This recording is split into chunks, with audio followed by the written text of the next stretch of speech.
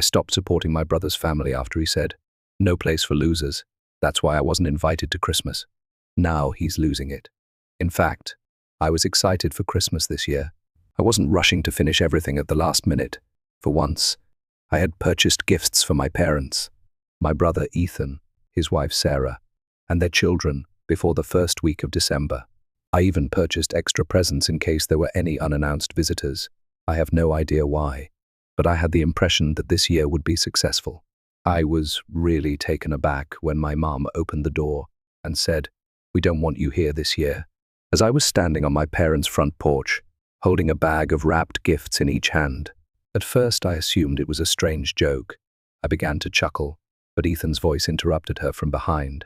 His words, "This is no place for losers. You're really starting to wear on all of us." I simply stood there and gazed at her. My dad was in the background, staring nervously everywhere except at me, without saying a word. Despite her uneasy appearance, my mother didn't retreat. And Ethan was utterly arrogant. I had a flurry of feelings, including humiliation, rage, and perplexity.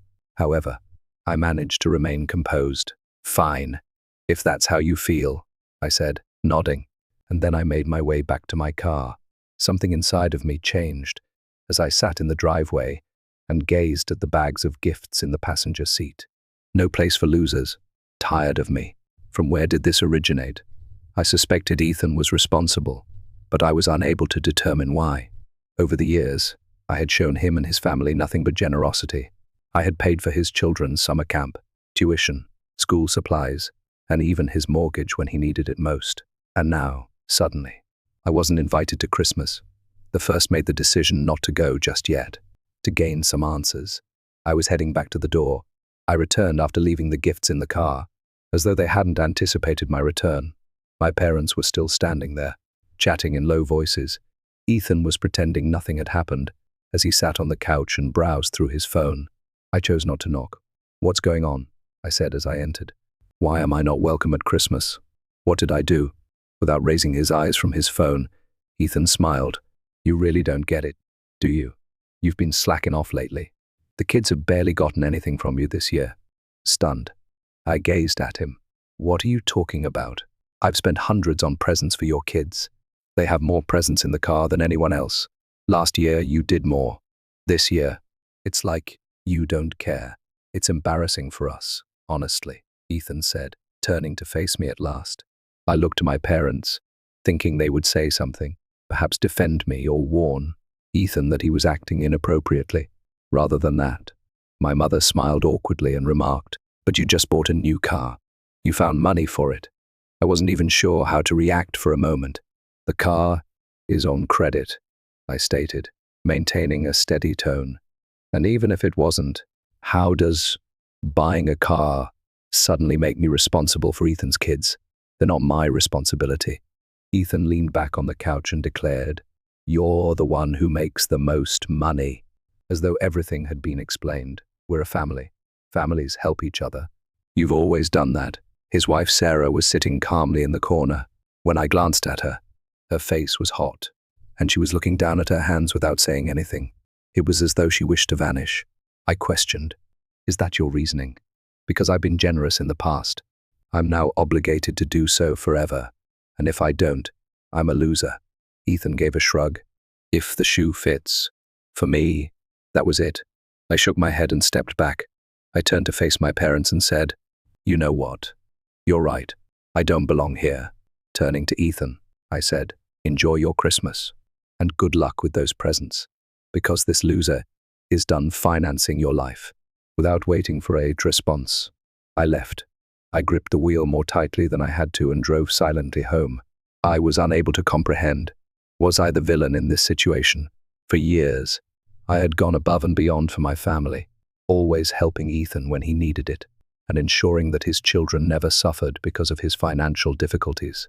And now, I was a loser for not doing enough, in addition to being unwelcome at Christmas. The first spent some time sitting in the driveway after I arrived home, staring at nothing. I felt sick to my stomach when I saw the bag of gifts that was still in the van.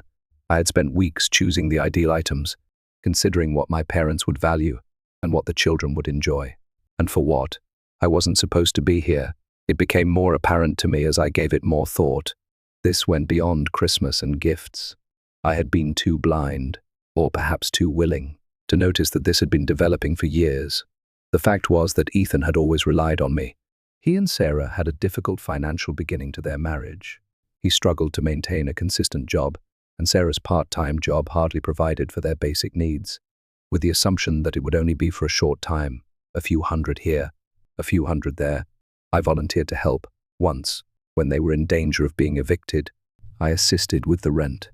Later, when their second child was born, I helped with childcare. A little while became years, however. Ethan always called me first when he was having a bad day.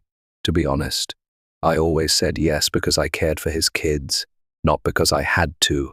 I didn't want to see my brother and his family suffer, and I didn't want them to be without. In retrospect, I saw that I had produced this dynamic. Ethan relied on me too easily. Because of me, it became entitlement somewhere along the line and ceased to be thankfulness. The final straw was being excluded from my own family's Christmas celebration tonight because I didn't do enough. I decided I was done. When I woke up the following morning with more clarity, don't help Ethan any longer. No more incessant presence to compensate for his inefficiency. He could decide for himself if he wanted his children to have the items I had given them. Making the choice wasn't simple. Not only would I lose my brother's financial support, but I would also jeopardize my connection with him, his kids, and possibly even my parents. However, I couldn't continue to be treated more like an ATM than a brother and son. They didn't contact me, and I didn't contact anyone. Perhaps they received the message, I thought. However, I should have known Ethan wouldn't take it so lightly. New Year's Eve was spent in complete silence. No texts, no phone calls, nothing. My parents, Ethan, and even Sarah didn't get back to me. I was all alone over the holidays for the first time in years. Although I didn't anticipate them contacting me, it was an odd sensation when midnight passed and my phone was still silent. I'll admit that I considered phoning, but every time I did, I thought of Ethan's sneer and his statement, "No place for losers." I had been the one keeping things together for years, and they had the gall to treat me as though I were disposable. No more. I would give them distance, if that was what they desired. I started to notice a change by the middle of January. Sarah has always been a reserved individual who shied away from confrontation. However, she unexpectedly texted me one evening. It was succinct and direct. I just wanted to say I'm sorry. I don't agree with what happened. Ethan won't hear it from me, but I thought you should know. Unsure of how to react, I sat for a while looking at my phone. The fact that someone in the family recognized things for what they were was comforting on the one hand. However, Sarah's apology suddenly seemed like too little, too late, because she had not spoken that evening. At last, I responded, "I appreciate it, Sarah, but this isn't something I can just move on from." I didn't mind that she didn't continue the topic. The surprise visit then, in early February, Ethan unexpectedly arrived at my residence. When I heard the knock on the door, I was in the middle of a work meeting. I initially disregarded it as I wasn't expecting anyone. However, the knocking continued.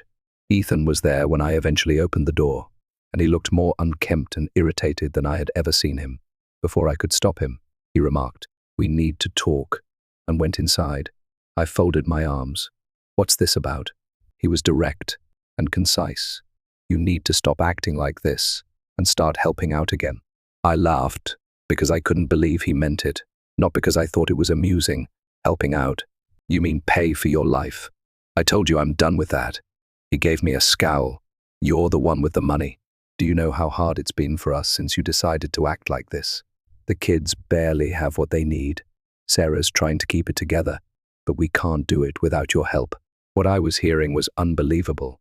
Are you listening to yourself right now? You're a grown man, Ethan. You have a wife and children. If you need more money, go out and earn it. It's not my job to solve your problems, he retorted.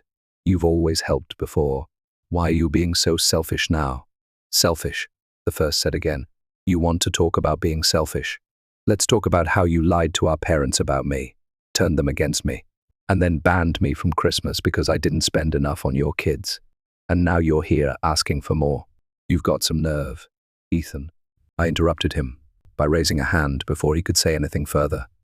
We're done here. I'm not giving you another dime, and I don't want to hear from you again. until you figure out how to act like an adult. He glared at me as he stood there for a while, before hurriedly leaving. I assumed that would be the last of it for a while.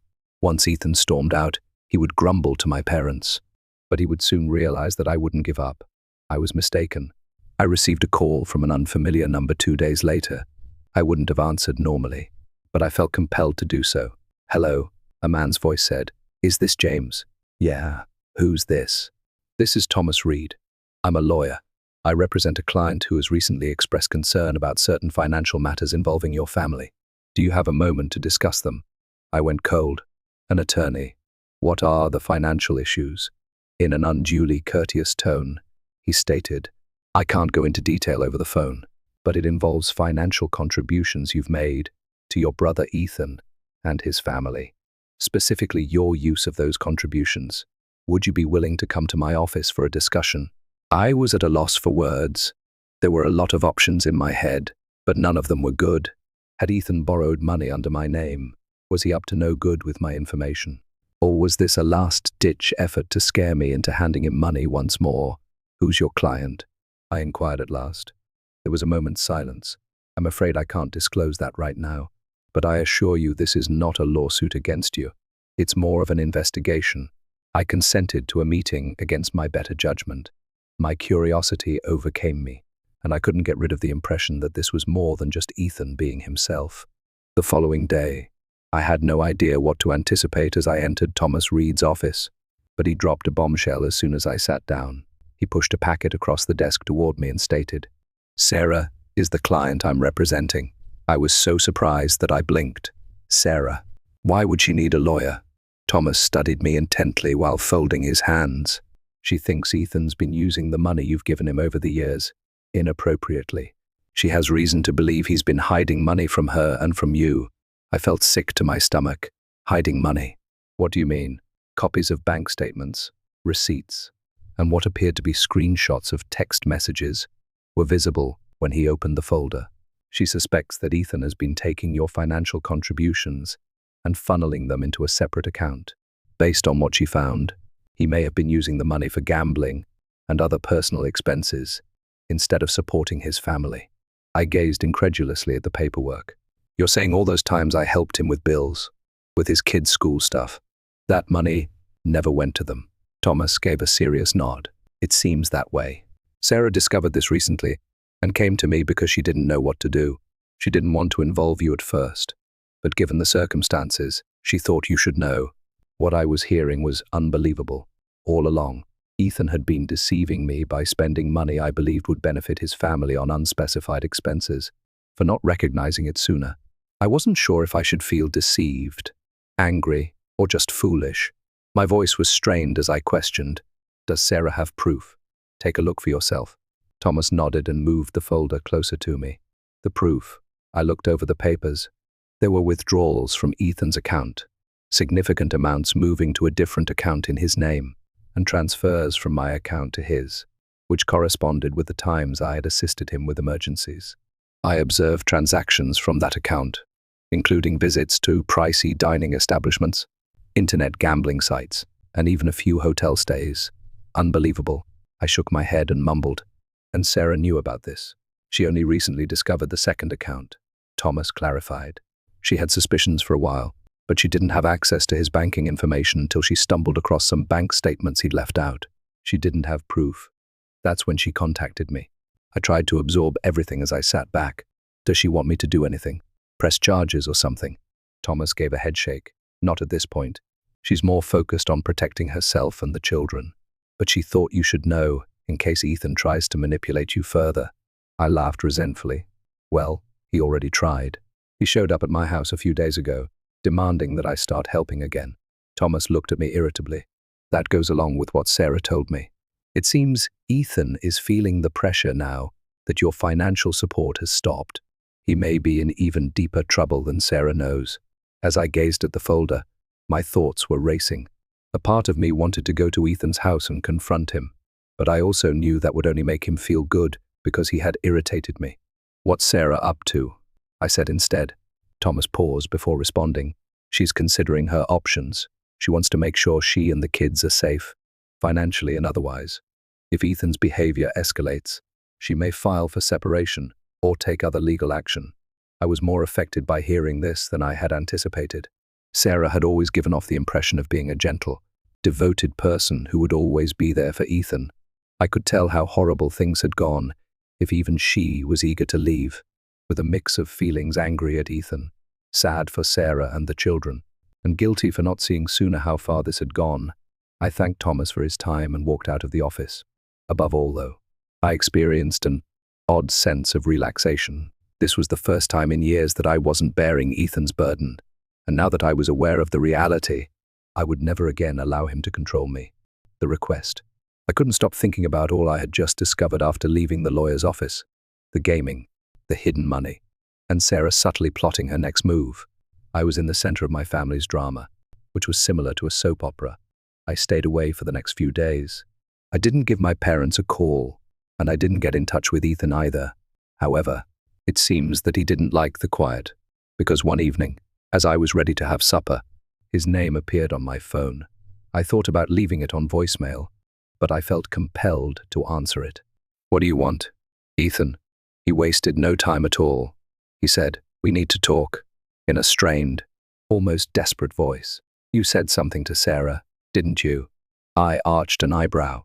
"What are you talking about?" "Don't act foolish," he yelled. "She's been acting weird since Christmas, and now she's bringing up lawyers and separation. I know you've been putting ideas in her head." I couldn't contain my laughter. "You think I'm the problem. You're the one who lied to her, hid money, and gambled it away. If she's tired of your crap, that's on you, not me." After a pause, Ethan eventually spoke. "You don't know what you're talking about." "Oh, I think I do," I responded as my rage boiled up. "Sarah told me everything. The secret account, the gambling, the money you've been wasting while I've been breaking my back trying to help you." "You're a joke." "Ethan," I interrupted him before he could finish his shout, saying, "Here's the thing." I interrupted him before he could respond. I hung up. My hands were shaking, but it felt good to finally say what I'd been holding in for years. "You've used me for the last time. I'm done helping you. I'm done covering for you. If Sarah leaves you, that's on you. And if you try to drag me into this mess again, I'll make sure everyone knows exactly what you've been up to." The backlash was quick, and Sarah called me the following day. "Has Ethan given you a call?" she asked with caution. "Yes," I replied. He wasn't content. "Has something taken place?" "I confronted him about the gambling and the hidden account," she said after hesitating. "He acknowledged some of it, but he is still making an effort to downplay it." "Are you all right?" I inquired. Despite not hearing it, she answered, "I'm fine," but she was sick of defending him. The children are worthy of better. I knew things were terrible between them, but hearing her say that felt like the beginning of the end, and it impacted me harder than I thought it would. "Whatever you decide to do, you have my support," I replied. "Thank you," she said softly, "and I apologize for everything. The way we treated you over Christmas wasn't fair. I ought to have spoken up sooner." We spoke for a while, and when we hung up, I felt a weird sense of closure. Although Ethan had ruined our relationship, Sarah and the children weren't my enemies, and I wouldn't be angry with her if she had the courage to confront him. Nevertheless, I couldn't get rid of the feeling that Ethan wasn't finished causing trouble. Sarah sent me a brief text message a few weeks later, consisting of only 3 words: "We're going today." She told me she was moving to another state with the kids, while Ethan was out of town on a business trip, which I figured was just another excuse for gambling, and that she had packed up their belongings, rented a moving van, and left without telling him, at least not until she had everything sorted out legally. I called her right away. "I just couldn't stay any longer," she stated gently. "I can't keep pretending this is normal." "What about everything? Even the rent?" Sincerely interested in how she was doing, I inquired. "I was hoping you could help me with that. Just for a little while," she said after a pause. "As much as I hate to ask, say no more," I said. "I'll take care of it." So yes, I did end up helping her and the kids, but for the first time in years, I felt like I was finally doing the right thing and not being used. When Ethan returned home to find the house deserted, he naturally went completely mad and called me to vent about how I had ruined his life and turned Sarah against him. After letting him vent for a while, I said, "Perhaps this wouldn't have occurred if you had spent more time as a husband and father and less time gaming. I hung up after saying, but hey, good luck with that. The children are adjusting to their new school. Sarah has secured a stable career, and she is at last beginning to feel in charge of her life again. I've heard that Ethan continues to blame everyone but himself, but in all honesty, it's no longer my problem. Then, if you can call it that, you have your happy ending. Thank you for watching. If you haven't subscribed yet, please do so and hit the notification bell to stay updated with more shocking real-life stories happening around.